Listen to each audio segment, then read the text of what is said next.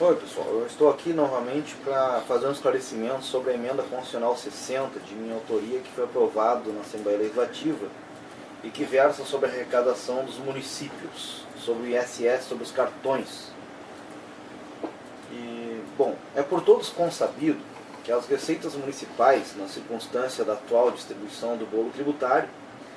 não mais conseguem cumprir as obrigações impostas pela Carta da República, pois são crescentes as demandas dos munícipes, principalmente em especial nas áreas da saúde, da educação e do saneamento básico. Por outro lado, também se sabe que existem uma série de possibilidades arrecadatórias do ISS, que não têm sido utilizados pelas prefeituras gaúchas, tanto pelo desconhecimento dos seus quadros técnicos, como também pela carência de adequadas estruturas funcionais. O mais recente exemplo conhecido é o caso do arrendamento mercantil, decidido de forma definitiva pelo Supremo Tribunal Federal, em 4 de 2 de 2009, em que bancos não pagavam o imposto no local em que realizavam os negócios, onde as alíquotas em geral são de 5%, fazendo, no entanto, em Barueri, lá em São Paulo, onde, sob o argumento do direito adquirido pelas instituições financeiras, a alíquota continua irrisória, 0,2%. Apesar da emenda constitucional número 37 de 2002 ter fixado em 2% a alíquota mínima do ISS para o Brasil inteiro. Não faz muito, deram-se conta os prefeitos gaúchos de que desde a vigência do Decreto-Lei número 406 de 68, e mais recentemente da Lei Complementar 116 de 2003, os municípios também têm direito ao ISS incidindo sobre as operações com cartões ocorridas em seus territórios, onde se localizam os tomadores do serviço concernente, que são os comerciantes, e os prestadores de serviço, que se valem da modalidade para poder facilitar as transações, os cartões de crédito, através dos terminais eletrônicos, os POS. É um tipo de sigla em inglês que define o serviço. Esse inequívoco direito ao ISS decorre do fato de ser tributável o serviço de cobrança que as administradoras prestam aos que vendem através dos cartões e cuja previsão está neste item da lista anexa à Lei Complementar 116 de 2003, que reza, entre aspas, 15.10, serviços relacionados a cobranças por conta de terceiros, fecha aspas. É relevante observar que ainda na vigência do Decreto-Lei 406 de 68, a Suprema Corte, sob a relatoria do ministro Aldir Passarinho, reconheceu o direito de que se cuida quando decidiu o RE número 105844 de São Paulo, no longínquo dia 6 de 10 de 87, consagrando que o ISS incide nas operações com cartões de crédito, nos débitos não financiados pelos bancos, e não incide quando compras são feitas por aquele meio e que são financiadas, portanto, pelas instituições financeiras, ou seja, os financiamentos. É de domínio público que, para tentar fugir do pagamento das alíquotas maiores de 5%, as administradoras de cartões, com suas estruturas operacionais invariavelmente localizadas lá em São Paulo, elas registram sedes virtuais, como por exemplo em Barueri, apenas mantendo salas alugadas para justificar o endereço para as prestações de serviço em causa para os outros municípios, onde nada pagam de ISS. O imposto é recolhido simbolicamente no Éden sonegatório. O expediente é condenável, porque tal instituição e simulação, portanto, objetiva a sonegação e, tecnicamente, ofende o sistema jurídico, uma vez que afronta o princípio da territorialidade das leis, que não permite que a norma local, estadual ou municipal alcance o fato gerador ocorrido fora dos limites geográficos do sujeito ativo. O direito que cada ente municipal de exigir o ISS tem sobre os valores dos serviços prestados na cobrança das contas de terceiros sediados em seu território. Ou seja, o local da prestação é matéria muito pacificada pelo Superior Tribunal de Justiça desde o tempo da vigência do Decreto-Lei 406 de 68, não sendo demasia referir que a Lei Complementar número 116 de 2003 reforçou a posição daquela alta corte nos seus artigos 3º e 4º, confirmando ser o ISS devido no local do estabelecimento do prestador, a administradora, o qual, para os fins da legislação da regência, não precisa ser legalizado, que é exatamente o que ocorre com as empresas de cartões e com as de arrendamento mercantil também, que realizam praticamente todas as suas operações fora dos locais de suas sedes oficiais. Para melhor avaliação, o que representa para as finanças dos entes municipais, o presente projeto de emenda constitucional que eu fiz, ele importa saber que as administradoras de cartões subtraem dos estabelecimentos contratantes de seus serviços de intermediação,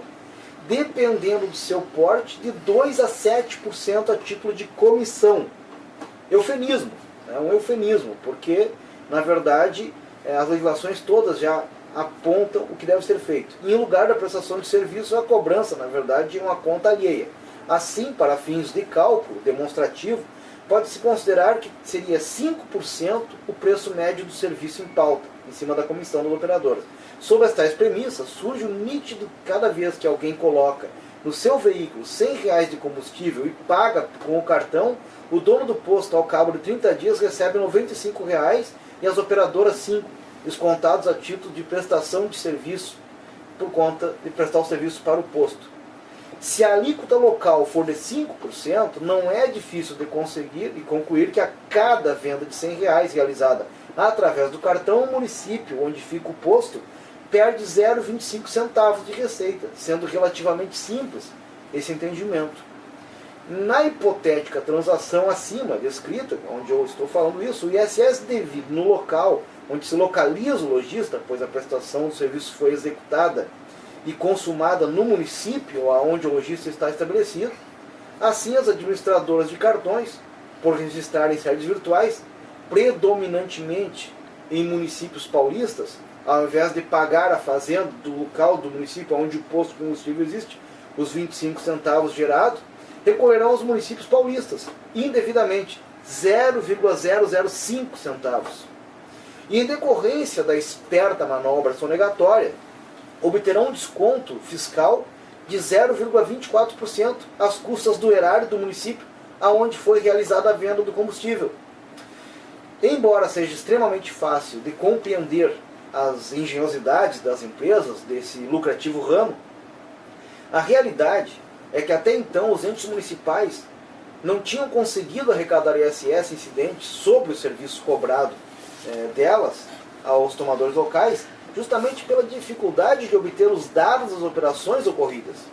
Com efeito, tem sido praticamente impossível para as fiscalizações percorrer os escritórios de contabilidade objetivando obter as cópias das faturas dos cartões para identificar as operações havidas e, com base nesses documentos, montar as autuações.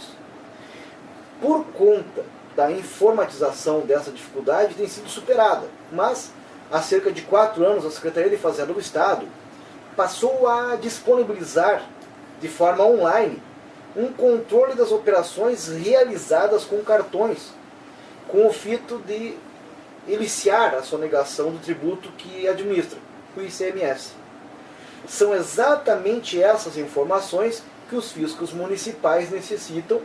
para conhecer a totalidade das transações havidas em cada território e, com base nessa precisa fonte, tomar as necessárias providências para recuperar a integralidade de seus créditos, obtendo valiosos recursos para beneficiar as ditas demandas da cidadania. É imperioso referir que a disponibilização obrigatória dessa relevante informação do fisco estadual para o municipal é expressamente prevista na Constituição Federal, no inciso 22 do artigo 37, onde determina que as administrações tributárias devem repassar informações. Mas aqui no Estado não havia esse guarda-chuva protetor, aonde bolei então a proposta de emenda constitucional 60, agora aprovado, né, a emenda constitucional 60, tudo em consonância com as legislações tributárias do Estado e da União. Assim, senhores vereadores e vereadoras, senhoras e senhores, comuniquem aos vossos prefeitos para que eles façam o convênio com a Secretaria de Fazenda do Estado do Rio Grande do Sul para poderem ter os dados, né, das ditas operações, pois a emenda constitucional que propus está aprovada pela AL por unanimidade em 2 turnos, a dita emenda constitucional 60, e o convênio já foi assinado pelo governador Tarso e pela FAMURS. Agora as empresas que serão cobradas também não podem falar de cobrança indevida,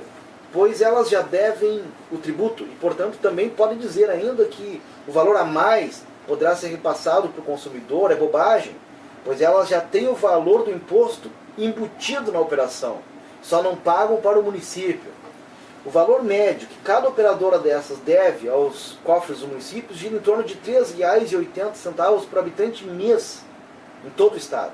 Desse modo, é só calcular esse valor pelo número de habitantes da cidade e o prefeito saberá quanto ele deixa de arrecadar por mês para os cofres, sem fazer nenhum aumento de imposto para ninguém. De posse desses dados,